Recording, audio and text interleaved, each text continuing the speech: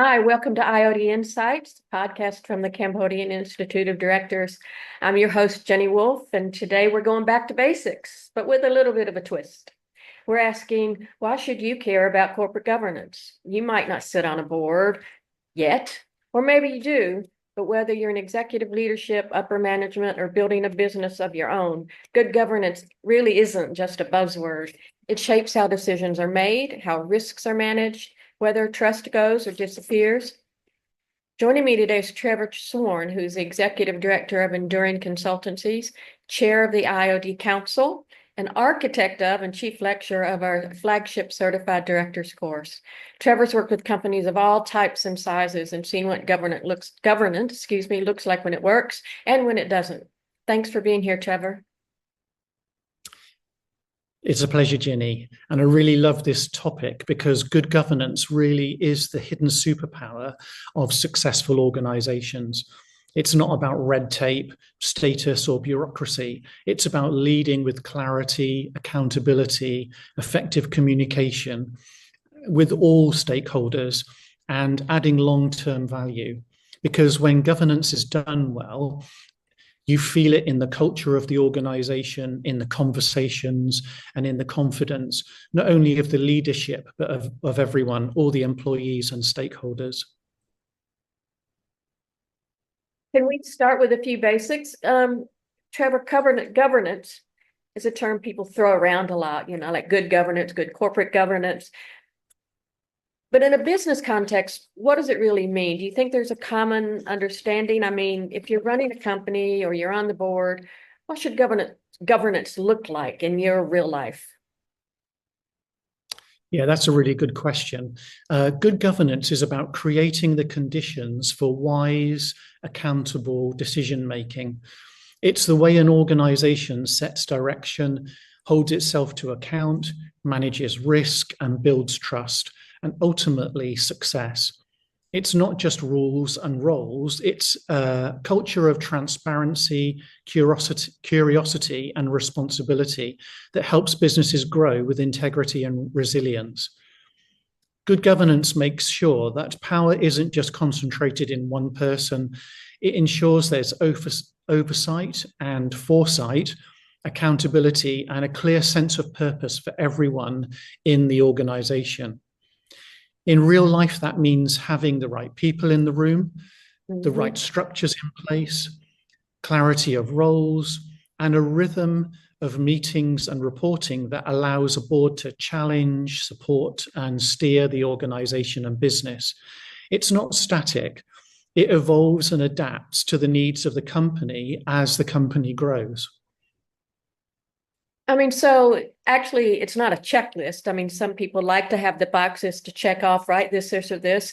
And it's not just something for lawyers and accountants. But in your view, why should it matter to all leaders or aspiring leaders, the founders, and even the senior managers? Yeah, that's a common perception that governance is about compliance, about risk, and obligations, or even about status. But actually, good governance is everyone's business. For leaders and founders, it provides a framework that projects and protects the vision, mission, and purpose of the organization.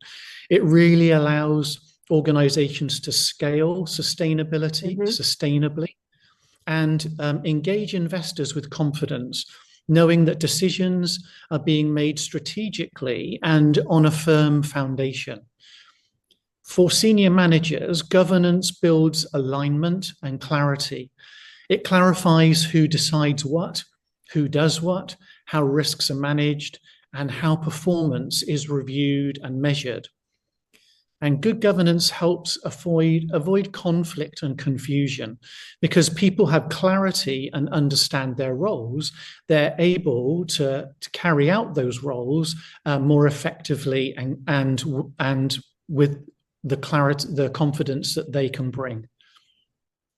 So in reality, good governance takes work, but it pays off in the long term in terms of being a successful business with as little conflict and confusion as possible. And to that end, can you share a time that you know personally where good governance helped a business avoid a major issue or recover faster? Or on the other hand, maybe an instance where poor governance really caused some damage? Absolutely. I'll give you an example of one company that I worked with.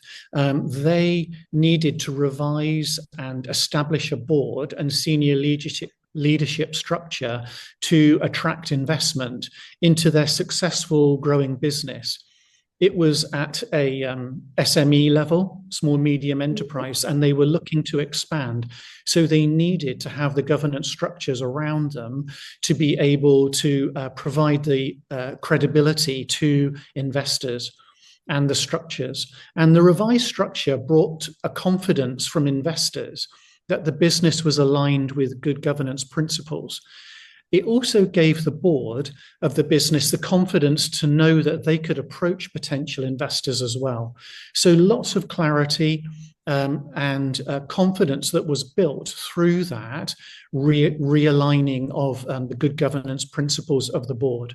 And they went on to grow and continue their success. So strategy, let's talk about strategy a little bit here. A lot of people don't realize that good governance actually includes strong strategy and a defined strategy. It's not just about preventing failure. It's also about making better, bolder decisions and managing the risk appropriately. How can governance overall support growth? Yeah, strategy is one of the most exciting parts of governance for me because a well-functioning board has strategic clarity and it's a compass that employees and stakeholders can align to. And it's a growth accelerator to the business. Governance forces you to step back in the strategy, taking strategy into account. It tests assumptions and it challenges to think long term. It ensures that growth is not intentional and not accidental. So good strategy takes time to develop. It's not just the whim of one person who dominates, or it's made up as you go along, which can often happen. Poor strategy really creates confusion and can be costly both in the loss of good staff and even success and profits. And I've seen that happen in a number of different situations. When the board's engaged and is diverse, it brings a range of perspectives and experiences, and it leads to smarter decision making and helps leaders avoid echo chambers and just those who pat everyone on the back and say it's great and we're great. Some of the most innovating pivots I've seen in good governance and boards were the strategy was sparked by courageous boardroom conversations, which was grounded in good strategy. And in Cambodia in particular, is the conversation changing around governance at all? I mean, are boards evolving? Are expectations shifting? What are you seeing in your years over time? How do you see the shift? Yeah, the shift is happening. I've been here for 26 years and seen a huge move. And it's really encouraging. More companies are moving beyond a compliance mindset and starting to see good governance as an essential leadership tool. Maybe family businesses in particular are recognizing the need to professionalize, not just for investors, but for their own succession and sustainability. Newer boards are becoming more diverse. There's a greater interest in independent directors. And we're seeing stronger engagement from regulators, investors, and clients who care about how decisions are made and about how governance and boards are operated. So if you have a crystal ball, what do you think are the biggest opportunities in Cambodia for governance changes now, for successful companies, and what mistakes should they especially watch out for? Sure, yeah. The big opportunity is to embed governance early as companies grow, not after they hit a crisis or sometimes when they get around to it, but right at the beginning when it can be found a foundational point. We have a chance in Cambodia to build a governance structure that fits our context, but draws on global best practices. And the mistake is thinking that good governance is a luxury or too expensive. It definitely is not. It's a foundation to building success. Don't wait until something goes wrong or Right, yeah. to another time when you have time, but start building structures and habits and teams now.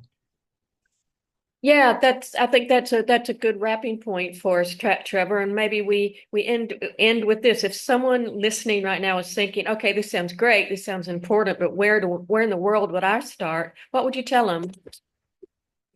Yeah, I would say start where you are. Look at your current decision making processes. Are they clear? Are they inclusive? Do they stand up to scrutiny, both at a compliance level, but also in good governance practices? Look at how good governance principles and practices can be integrated into your business now, where it is, and also plan for future success and what the governance looks like in each of those steps ahead. Then build your governance gradually, read board papers, understand how board meetings work, maybe join governance courses like the Cam-IoD Certified Director course that we run.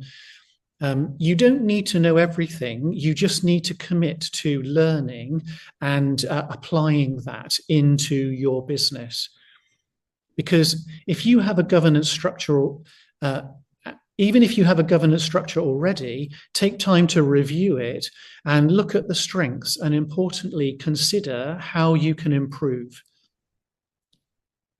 So if you were going to give one little last hint of advice, what do you think? What's one habit or mindset or even a practical tool that people can adopt today to start leading with more governance, better governance in mind, if they want to take that learning path to the next level? Sure, I would say ask better questions, listen to the responses, and take them on board. Analyze them and apply them into your situation.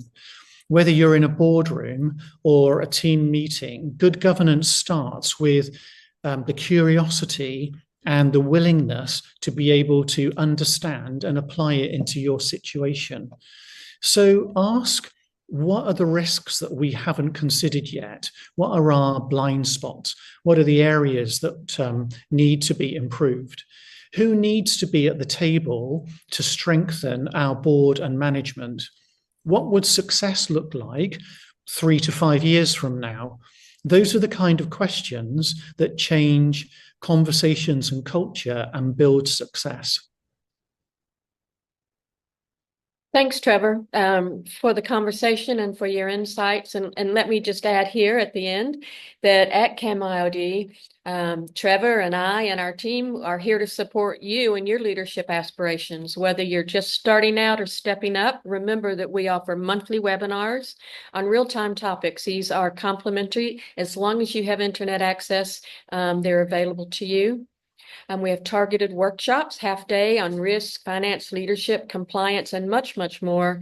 And then, of course, our flagship leadership certified directors course, pardon me, which is a comprehensive training that begins again in this year on October 21st. You can apply by getting in touch with us here at the Cam-IoD. Plus, our YouTube channel and online resource library are full of ideas, insights, and interviews very similar to this one. So thanks again to you, Trevor, and thanks to you for listening. And remember, as we say here at IoD, stay curious, stay accountable, and lead well. Thanks again. Thank you.